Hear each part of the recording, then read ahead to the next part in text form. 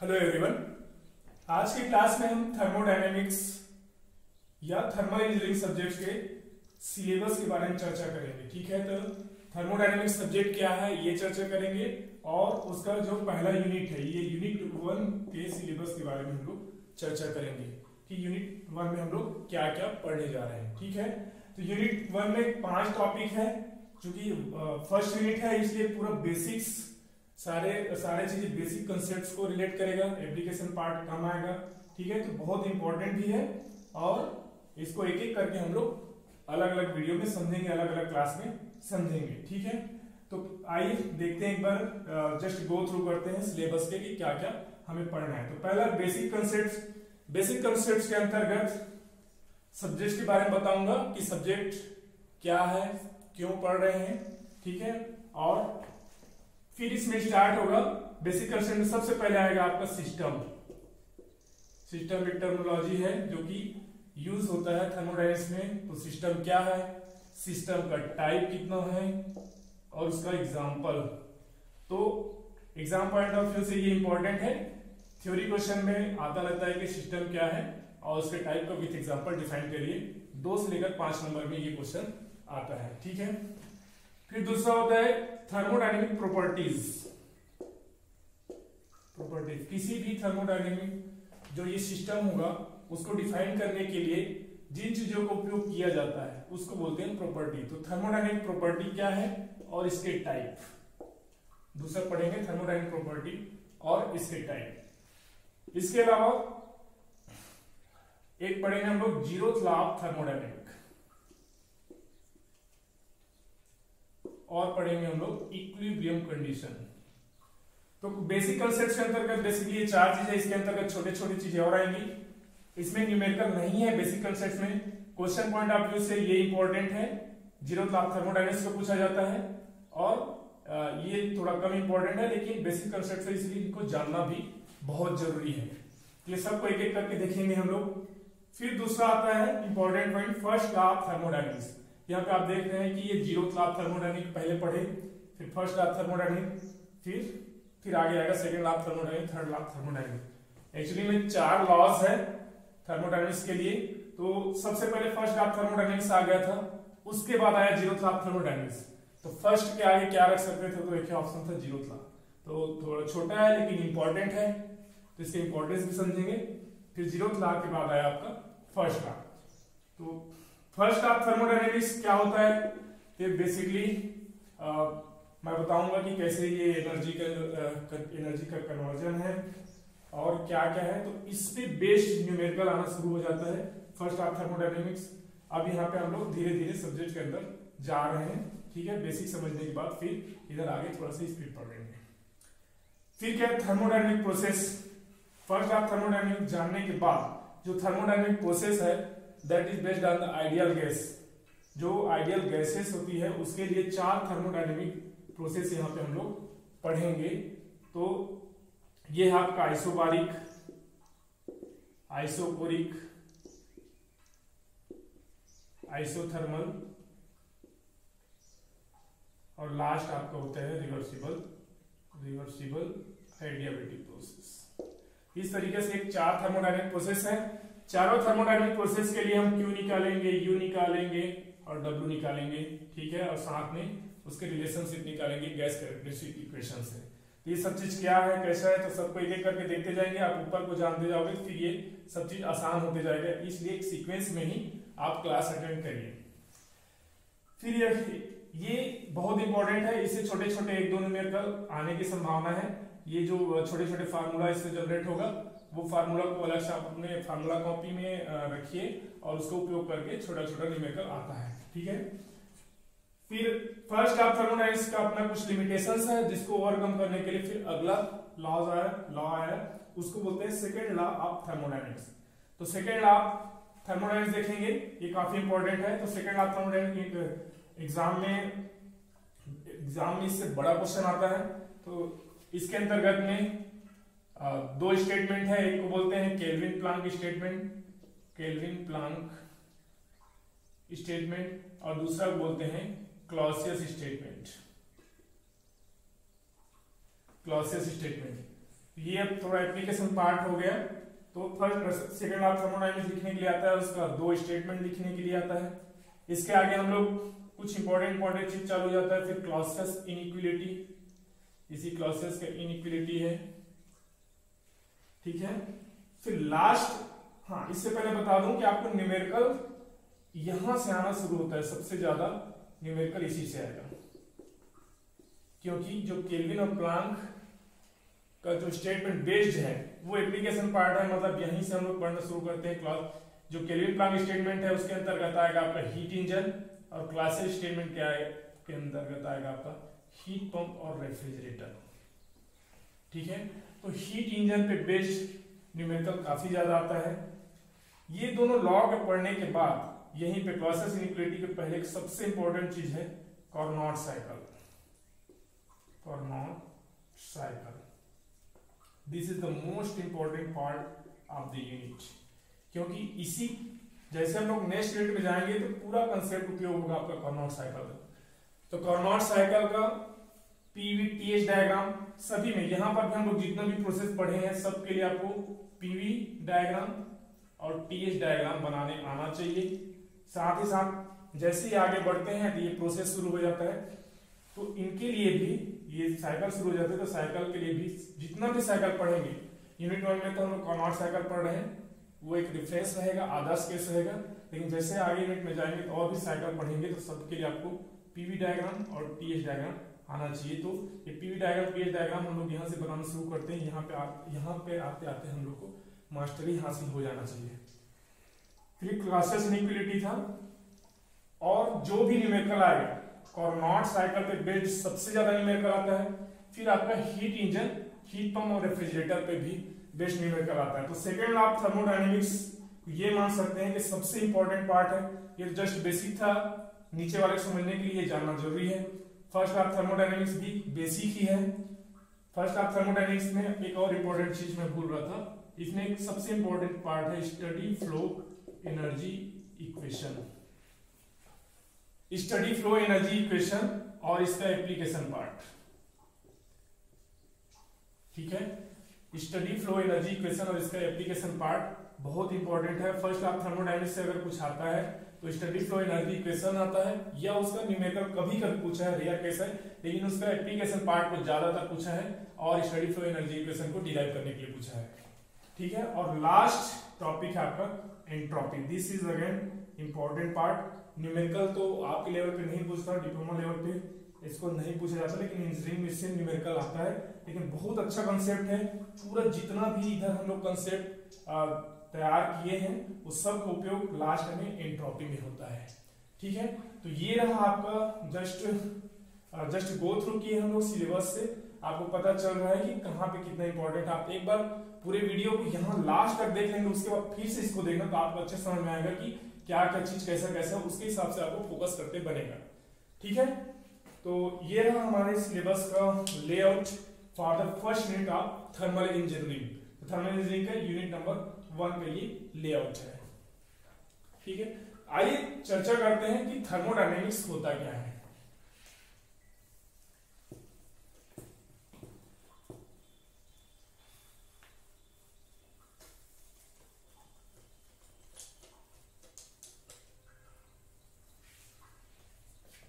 Thermodynamics या उष्मागतिकी, ठीक है। नाम से पता चल रहा है कि उष्मागतिकी मतलब उष्मा से रिलेटेड चीज है। तो पूरे का पूरा सब्जेक्ट ये इंजीनियरिंग का वह ब्रांच है, वह शाखा है जिसके अंतर्गत पूरा जो सब्जेक्ट है वो डील करेगा दो चीजों के बारे में, हीट और वर्क। इन दोनों के बीच में इंटरेक्शन पढ़ेंगे हम लोग, मतलब हीट को कैसे वर्क में कन्वर्ट किया जाता है या वर्क कैसे हीट में कन्वर्ट हो जाता है। आपको कभी कभी क्वेश्चन भी फेस करने को मिलेगा कि what is the difference between the heat and work. इसको देखिए, आप यहाँ पे देख पा रहे हैं कि ये दोनों का दोनों ही एनर्जी का ही रूप है। This two are the forms of energy, मतलब एनर्जी का रूप, मतलब दोनों का यूनिट के बारे में बात कर लेते हैं। तो इसका भी मात्रक जूल होता है, इसका भी मात्रक जूल होता है। डिफरेंसेस क्या क्या है, डिफरेंसेस के बारे में थोड़ा चर्चा कर लेते हैं। तो ये क्या है, क्यू क्या है, तो क्यू क्या है, क्यू का मतलब जो हीट क्या है, ये थर्मल एनर्जी का ट्रांसफर है। हीट मतलब थर्मल एनर्जी का ट्रांसफर। मैंने शुरू में क्या बोला कि ये दोनों ही ऊर्जा है, ऊर्जा के रूप है। तो ऊर्जा के कौन से रूप है, तो अगर उष्मा की बात करें तो उसमें जो ट्रांसफर होता है, एनर्जी का जो ट्रांसफर होता है वो थर्मल एनर्जी के रूप में होता है। एनर्जी का ट्रांसफर हीट में किसमें होता है, थर्मल एनर्जी के रूप में होता है। जबकि वर्क में एनर्जी का ट्रांसफर किस रूप में होता है, तो मैकेनिकल एनर्जी के रूप में होता है। ठीक है, ये दोनों में डिफरेंस आता है। 2 नंबर में कई बार क्वेश्चन आया कि what is the difference between the heat and work. तो क्या ये थर्मल एनर्जी में एनर्जी का रूप, जिसमें थर्मल एनर्जी के रूप में ट्रांसफर हो गए, इसमें मैकेनिकल एनर्जी के रूप में ट्रांसफर होता है। इसको बोला जाता है लो ग्रेड एनर्जी। ठीक है, लो ग्रेड एनर्जी, इसको बोला जाता है high grade energy. High grade energy, ठीक है। तो लो ग्रेड एनर्जी और हाई ग्रेड एनर्जी का मतलब क्या है, लो ग्रेड एनर्जी मतलब हीट का डायरेक्टली, जैसे मैकेनिकल एनर्जी मतलब क्या है कि वर्क का मतलब भी होता है जो फिजिकल, मतलब जो आपको दिखाई दे, जो देख सकते, जैसे कर सकते, मतलब इसका रूप क्या होता है, इसको ज्यादा अच्छे समझने के लिए फोर्स इनटू डिस्प्लेसमेंट, मतलब 2 चीजें होना जरूरी होगा वहां पे, फोर्स भी होगा और डिस्प्लेसमेंट भी होगा। ठीक है, और अच्छे से इसको समझने के लिए ये होता क्या है एक्चुअली में, ये डॉट प्रोडक्ट है, मतलब एफ डी कॉस थीटा। मतलब इसका मतलब क्या होता है कि फोर्स हो, फोर्स आप किसी चीज पे लगा रहे हैं तो उसका जो डिस्प्लेसमेंट होगा वो किस डायरेक्शन में होगा, इस फोर्स के डायरेक्शन में होना चाहिए। मतलब उसका कोई ना कोई कंपोनेंट फोर्स के डायरेक्शन में आना चाहिए। क्योंकि यहाँ पे आप देख सकते हैं कि थीटा इक्वल टू अगर 90 डिग्री रखोगे तो क्या हो जाएगा, ये टोटल 0 हो जाएगा।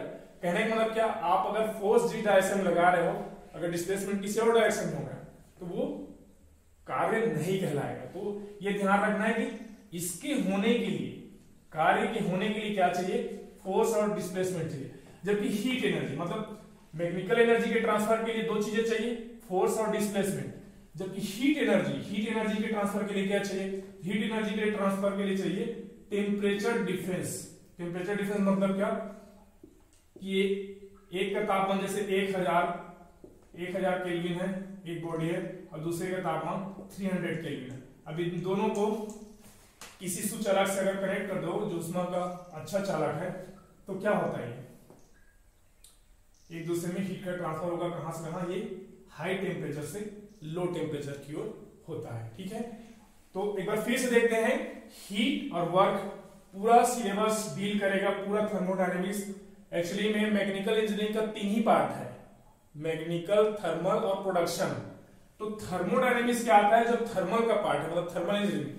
थर्मोडायनेमिक्स मतलब एक छोटा सब्जेक्ट, एक सेमेस्टर में आप पढ़ रहे हैं, इससे रिलेटेड बहुत सारे सब्जेक्ट आगे पढ़ेंगे। ठीक है, जैसे HMT हो गया, ऑटोमोबाइल हो गया, पावर प्लांट हो गया, RAC हो गया, तो सारे का कॉन्सेप्ट यहीं पे आएगा। और सब में आप देखोगे कि कैसे वर्क और हीट के बीच में इंटरेक्शन हो रहा है। मतलब या तो हीट जो है वर्क में कन्वर्ट हो रहा होगा, या वर्क जो है हीट में कन्वर्ट हो रहा है। तो टोटल हमें अध्ययन यही करना रहता है कि ये जो कन्वर्जन है वो कैसे होगा। देखो इसको क्या बोलते हैं, इसको बोले कि लो ग्रेड एनर्जी। इसका लो ग्रेड एनर्जी बोलने का एक मेन कारण ये भी है कि हीट को कंप्लीटली वर्क में कन्वर्ट नहीं किया जा सकता। हीट को कंप्लीटली वर्क में कन्वर्ट नहीं किया जा सकता। एक छोटा सा एग्जांपल देता हूं, जैसे कि आपके बाइक में आप 1 लीटर पेट्रोल डाला है, तो 1 लीटर पेट्रोल का जो कैलोरीफिक वैल्यू होता है लगभग 40 से 44 हजार किलो जूल होता है। जबकि अब उसके द्वारा जो जनरेट किया गया जो वर्क होगा, मतलब जो 1 लीटर पेट्रोल लिए, डीजल लिए, तो उसका कैलोरीफिक वैल्यू मतलब जो ऊष्मा जनरेट करेगा वो लगभग 40-44 हजार किलो जूल करेगा। लेकिन जब उसका द्वारा जो प्रोड्यूस किया गया जो वर्क है उसको देखोगे तो मुश्किल से 7-8 हजार किलो जूल ही होगा। तो complete conversion of heat into work is not possible. मतलब इसका इसमें पूर्ण रूप से मतलब 100% कन्वर्जन पॉसिबल नहीं है। इसी कारण से इसको क्या बोला जाता है, लो ग्रेड एनर्जी। जबकि conversion of work into heat is possible completely. Energy conserve का मतलब क्या होता है, एनर्जी का नुकसान नहीं हो रहा है तो क्या होगा, किसी और रूप में बदलेगा। तो क्या है, तो ये वर्क क्या है, एनर्जी है, तो वर्क को पूरे के पूरे हम लोग हीट में कन्वर्ट कर सकते हैं। एग्जांपल, आपका सीलिंग फैन है, मान के चलो सीलिंग फैन में आप क्या करो, सीलिंग फैन को ऑन कर दो और फैन को पकड़ लो, मतलब आप अपने हाथ से नहीं पकड़ रहे हैं, किसी चीज से उसको फिक्स कर दो, पंखा घूमने मत दो, क्या होगा वो उसका जो मोटर है घूमने का ट्राई करेगा, जिसके कारण क्या होगा, टोटल जो इलेक्ट्रिकल एनर्जी है वो हीट एनर्जी में कन्वर्ट हो जाएगा, वो धीरे धीरे पूरा वो गर्म होने लग जाएगा। ठीक है, तो work to heat complete conversion possible है, हीट टू वर्क नहीं है, इसी कारण इसको हाई ग्रेड एनर्जी बोला जाता है क्योंकि इसका हीट में कंप्लीट कन्वर्जन पॉसिबल है, और इसको लो ग्रेड एनर्जी बोला जाता है क्योंकि इसमें कंप्लीट कन्वर्जन पॉसिबल नहीं है। तो what is the difference between heat and work, अच्छे से समझ में आया। फिर से दोनों ही एनर्जी का रूप है, दोनों का मात्रक याद रखिए, ये एसआई मात्रक है, जूल, ठीक है, दोनों एसआई मात्रक, ये जूल में ही हम लोग जब न्यूमेरिकल सॉल्व करेंगे इसकी जरूरत पड़ेगी। इसका डिफरेंस क्या है, इसका जो इसमें एनर्जी का ट्रांसफर होगा थर्मल एनर्जी के रूप में होगा, इसमें एनर्जी का ट्रांसफर होगा मैकेनिकल एनर्जी के रूप में होगा। ये लो ग्रेड एनर्जी है क्योंकि heat to work complete conversion possible नहीं है, ये हाई ग्रेड एनर्जी है क्योंकि work to heat complete conversion possible है। और क्या बोले, वर्क के लिए आपको फोर्स और डिस्प्लेसमेंट दोनों को होना जरूरी है।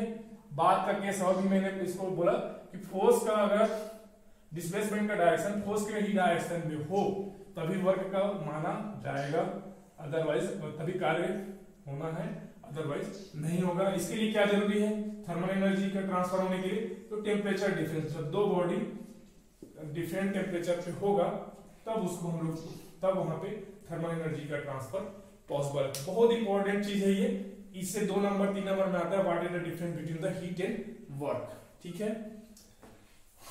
तो ये रहा हीट एंड वर्क और सब्जेक्ट किसके बारे में डील करेगा उसके बारे में। अब मैं थोड़ा सा डिस्कस करूंगा हीट और टेम्परेचर के बारे में। कभी कभी कंफ्यूजन होता है कि हीट और टेम्परेचर क्या है। ठीक है, हीट और टेम्परेचर क्या है, हीट और टेम्परेचर, उष्मा और तापमान, उष्मा और तापमान, हीट एंड टेम्परेचर।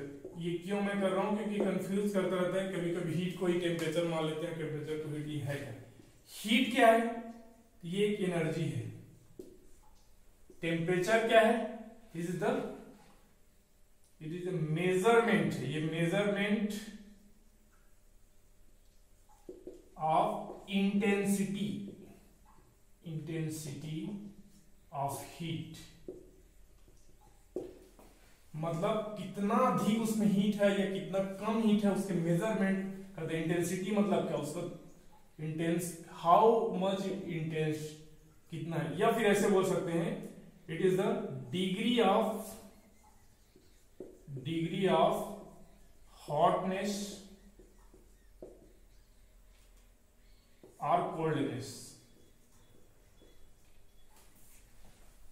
हीट क्या है, एनर्जी है, टेम्परेचर क्या है, मेजरमेंट इंटेंसिटी ऑफ हीट, और दूसरा डिग्री ऑफ हॉटनेस और कोल्डनेस, कोई चीज कितनी गर्म है या कितनी ठंडा है उसकी माप होती है टेम्परेचर।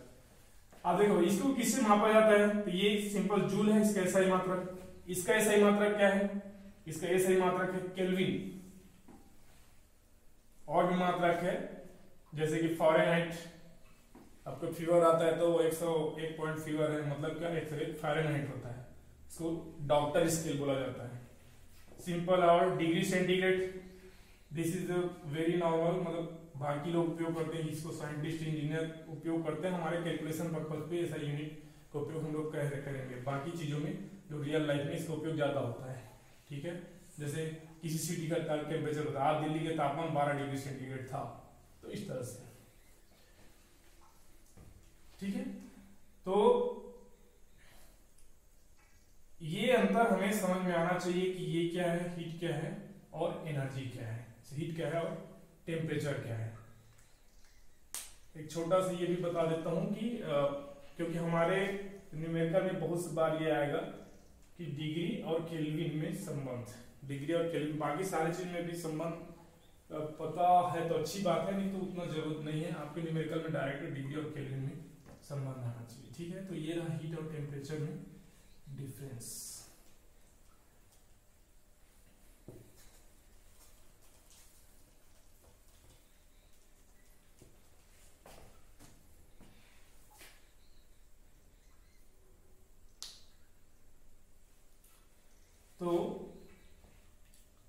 कोई भी चीज दिया रहेगा, मान चलो x डिग्री सेंटीग्रेड है तो उसको केल्विन में चेंज करना है, तो x प्लस सीधा 273 कर देना है। ये बस याद रखिए, क्योंकि न्यूमेरिकल में इसका उपयोग होगा। बाकी सारे जो स्केल होता है, 4 स्केल होता है, उससे टेम्परेचर का degree, degree kelvin, degree Fahrenheit और डिग्री रीमर स्केल, उपयोग हम ये दोनों का होगा बार बार।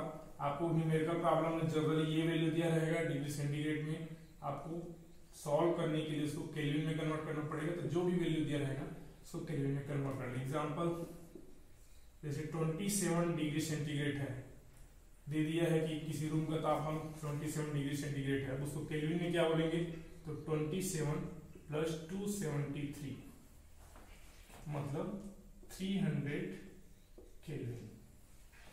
ठीक है, कुछ भी चीज, कोई भी तापमान जैसे दिया रहेगा, जैसे दे दिया कि 173 डिग्री सेंटीग्रेड, ठीक है, या सिंपल बोलो 100 डिग्री सेंटीग्रेड, तो क्या हो जाएगा 100 प्लस 273 मतलब 273। ठीक है, तो जो भी वैल्यू दिया रहेगा डिग्री में उसको कन्वर्ट करने आना चाहिए।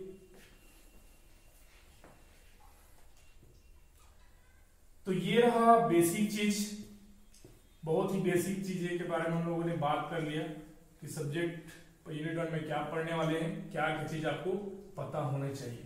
ठीक है, थैंक यू।